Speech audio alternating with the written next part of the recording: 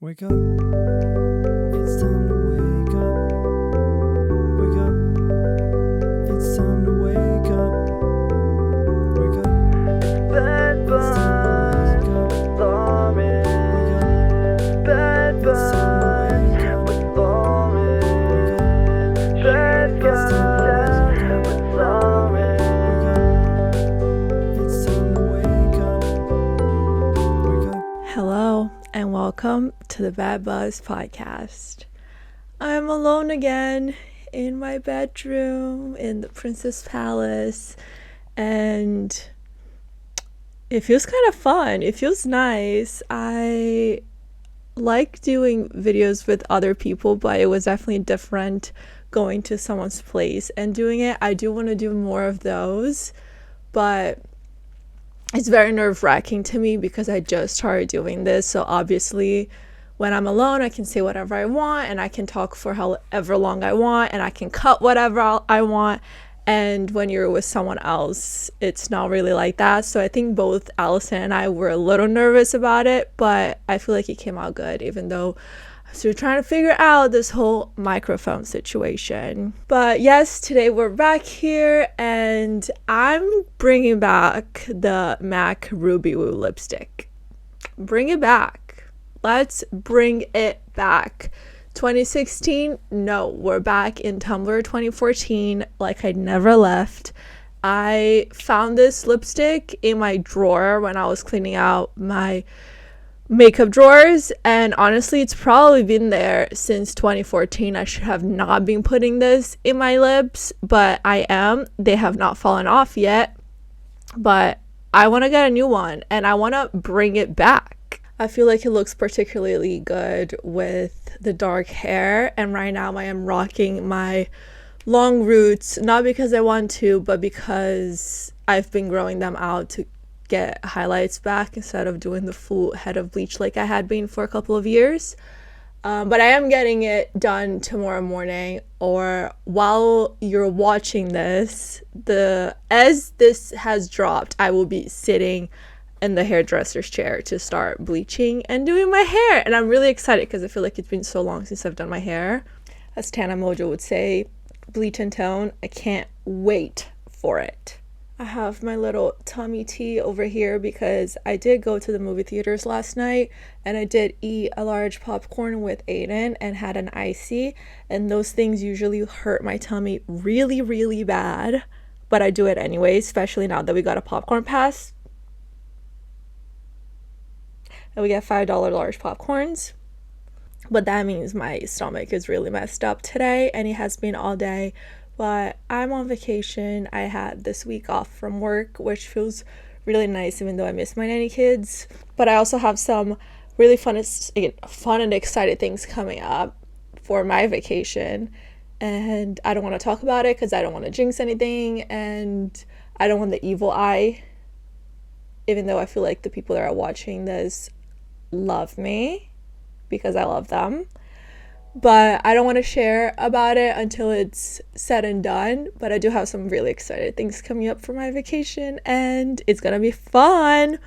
But yeah, we went to the movies last night. We went to see The End of Oak Street, and I thought it was really, really fun, and Aiden did too. He gave it a 4 stars on Letterboxd, which was surprising to me because he's super hard on movies on his Letterboxd reviews. Like sometimes he'll give it a 2.5 stars and I'm like, what do you mean you gave this movie a 2.5 stars? You just said you loved it. But that's an argument that we go on about all the time in our relationship because we are two, I don't want to say we're cinephiles. He is more than I am. I don't really know like directors and stuff. I'm just a movie lover. So we debate a lot and argue a lot about movies. But anyways, The End of Oak Street was a new movie with Anne Hathaway. I did not know any of the other actors and actresses in it, but it was a new dinosaur movie, and I love dinosaur movies. I don't know if people really know that about me. It's not something I very passionately put it out there in the internet, but those close to me know that Jurassic Park is one of my favorite all-time movies, and I think that's my mom's fault. But I love, love, love, love dinosaurs and dinosaur movies. I have a dinosaur earring that has been on my ear for the past 10 years. And I thought it was a really, really good movie. I thought it was really funny. It was really silly. It was awesome for what it is. The filming, the videography was incredible. It was really well filmed. And I can get around the bad acting from the child actors. I don't think that we make child actors like we used to because they're not abused anymore.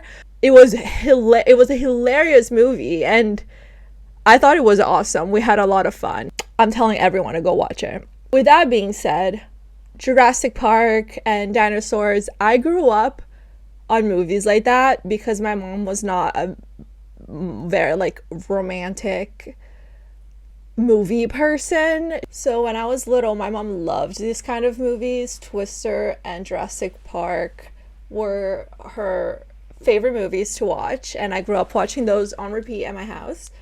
So naturally, when I grew older, those ended up being some of my favorite movies as well. But when I was little, I also loved a really good rom-com. We had Pretty Woman, Clueless, How to Lose a Guy in 10 Days, She's the Man, like all the Amanda Bynes movies. We had the Lindsay Lohan movies, we had The Notebook, we had 13 Going on 30, Letters to Julia, The Devil Wears Prada, 10 Things I Hate About You, A Cinderella Story, Legally Blonde. We had When Harry Met Sally. We had the chick flicks like Mean Girls and Sleepover, Aquamarine.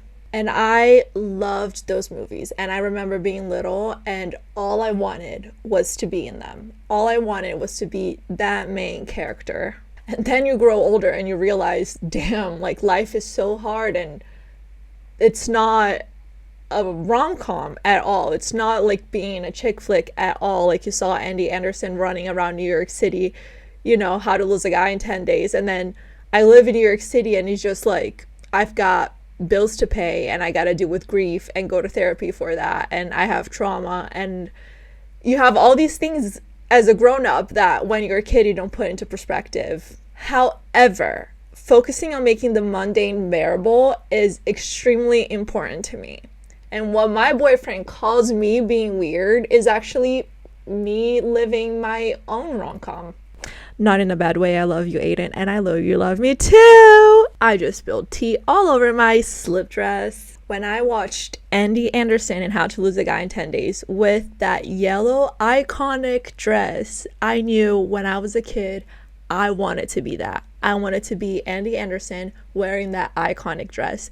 But I'm not going to be Andy Anderson, and I don't think I should spend my time finding an exact dupe of her bright yellow dress. It is beautiful, yeah, but I can find other beautiful dresses that are going to make me feel extremely powerful and beautiful. And every time I put on one of those dresses, in my mind, I am having my Andy Anderson moment. I can feel beautiful, powerful, frosted, if you will, with whatever dress I choose to wear. For example, sometimes I'll go to a wedding with my boyfriend. We do go to weddings a lot. He has a big family. And every time I come out of the bathroom fully dressed with my brand new dress, thrifted, so brand new, take it with a grain of salt, I have my Andy Anderson moment. And that is my rom-com. And that is what my inner child wants, and that's what 9-year-old me would have wanted. It's all in the moment and how you allow your mind to perceive it. Another example is what was so special about Aquamarine? Well, except the obvious, she was half fish. It was her first time out of the water and she was discovering all these mundane things that we go on about every day in our everyday lives, and it's super normal and we don't take a moment to romanticize it. And she was doing that. She was romanticizing the extreme mundane things because it was her first time seeing it. She found joy in the smallest acts, things that we see every day and we don't stop to think about. And maybe if we stopped to think about all these small mundane moments and find joy in them and romanticize them a little, maybe life will be a little bit more bearable. Maybe it will improve our moods and how we go on about our days. And maybe it will attract better things for us, and it will make us happier in the long run. And I'm not saying I'm happy all the time. I deal with grief every single day. The moment I wake up, I'm dealing with it. But going on about my day like this has made things better and has attracted better for my life. The people around me see the difference. And again, it doesn't mean that I don't have bad days. As Hannah Montana once said, everybody has those days.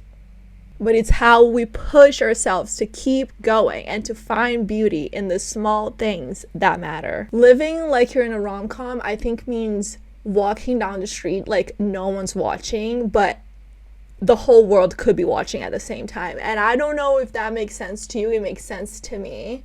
But blocking out all the outside noise and doing whatever makes you happy, as long as you're not harming anyone. And if the whole world wants to watch it, then it's up to them. They can watch if they want. They cannot watch if they don't want. And who cares? Living in a rom-com is being so unapologetic yourself that if 9-year-old you was watching it, she would be so jealous of the life you're living in your 20s or your 30s and so excited to get there. I know that if my 9-year-old self was watching, she would be super excited to get here. Regardless of all the turmoils that I've gone through and all the emotional stress and all the trauma and everything that I have gone through, when I'm living those moments and making my life feel like what I wanted to watch when I was little, it just makes me feel happier. It makes me feel lighter. It makes me feel like there's something worth living for, and that is my 9-year-old self. Think about doing things that would make that child think you're the coolest person in the world, and don't care about what anyone else thinks. That's the child is who you're doing it for. I remember being little and dreaming about being an adult. I would go into my mom's closet, I would put on her heels, I would do the makeup and the hair, and I was so little with no worries at all, and I was dreaming of being 30. And now I'm 30, and what am I gonna do? I'm gonna sit here and just let the sad days take over all the time. I'm gonna have those sad days, I'm gonna feel my feelings, but I'm also gonna get up and I'm gonna script the movie of my life. And once you stop trying to impress other people, you're gonna stop being scared of being cringe. Cringe, that's the big C word that's ruining everyone's lives, in my opinion. The fear of being cringe is making everyone show the watered down versions of themselves every day. It's overthinking before you speak. It's deleting an Instagram post because they didn't get enough likes. It's being scared to voice your opinions because what if someone thinks you're wrong, or what if someone doesn't agree with you? This is something that I love so much about Aiden, is that he's not scared of having a debate, even if you don't agree with each other, whether it's with me or his friends or his family. Being scared of being cringe, it's being scared of confessing your love because you're scared of being too much. But when we're young, we're watching things I hate about you, and all we want for ourselves is that staircase bleachers moment. And if it happened today, what are we gonna do? Find it cringe for ourselves because people are watching that happen? For the guy that, oh, he's being so cringe right now. What are we thinking? This is all we wanted. And the fear of being cringe is ruining our lives, and it's ruining rom-com. When we were little, we wanted that boombox outside our window. If we did that now, if someone did that for us now, what is going to happen? Are they going to end up being laughed at on TikTok because they're being cringe? We watched it in movies and we wanted it. All the things we wanted when we were little, watching these 2000s rom-coms, are now things we're scared of because we have this deep-rooted fear of being cringe because of the internet. And we cannot let that take the romance away from us and the whimsy away from us. Why are there no more love letters? Why do we find out a guy is interested in us by them liking our Instagram stories? And then they stop liking the Instagram stories, and you're guessing why he doesn't like you anymore, even though you guys haven't even talked. I personally don't want to allow myself to live in that world. I feel like I usually don't, but I am human, and I have definitely allowed myself to live in that world for a little bit, or on and off through the past couple of years, but I don't want that to happen anymore. In my rom-com, I want the loud. I want to say what comes into my mind. I want to wear the outfit that little old me would have loved, with the mismatched zebra prints and the funky heels. And I want to surround myself with people who are not afraid of what the people around us are thinking. Cringe or not cringe, it does not matter. I've been on this mindset a little bit more, I think, since I turned 30. I feel like turning 30, there's a huge thing with girls that is like, oh, now you're like around the age where that Carrie was in Sex and the City season 1, and like your life is just starting and this and that. So maybe that is why I'm like feeling this rebirth. And I dipped my toes in this conversation a couple episodes back, but I just kind of wanted to bring it up again because it's still been on my mind. Or maybe I'm just getting my spark back. You know, I used to swim in lakes, and I used to go hiking in trails, and I used to go read at a park whenever I had a free time. And then my big trauma of 2023 happened, and I stopped doing all that. Maybe it's all coming back. Maybe I'm feeling it now all over again, and I'm super excited. Who's to say? My therapist, I don't know, but I'm excited for my life to feel like my own rom-com again, and it has been, and it feels freaking amazing. I hated me saying that because I wanted to curse, and I've been trying to stop cursing. But if you want to read a couple Substack articles that I found about this that I thought were really interesting, I'm going to link them down below. And if you're listening on Spotify or YouTube, please give it a like, a subscribe, a comment. If you're on Spotify, please give it 5 stars. It really helps me. And yeah, I'm excited for the next couple of weeks to come, for the next months to come. I'm excited for my new rom-com movie that's starting in my 30s and how it's gonna play out. Or maybe it's just the ending of my big rom-com. Maybe this is my happy ending. Not that I'm gonna die or anything, but maybe it's just all looped around and come together, which is what one of the Substack articles talks about. You know, you can still live your romance, your rom-com, and still have things that you have to deal with and go through, because most of these characters also do. And that's what this writer talks about, and I think it's interesting, so maybe go check it out. I hope you enjoyed this episode back by myself in my princess bed, and if you did, again, please let me know. Let me know if there's anything else you want to talk about, you want me to talk about. I'm excited for what's to come. And that's about it. I don't want to keep going in circles. I'm gonna finish drinking my tea. I might make some brigadeiro. If you don't know what that is, I'm so sorry for you. But that might hurt my tummy too. I don't know. And guess what? I have another wedding this weekend, and I'm gonna have my Andy Anderson moment again. I hope you have a good weekend, and I'll see you in the next one.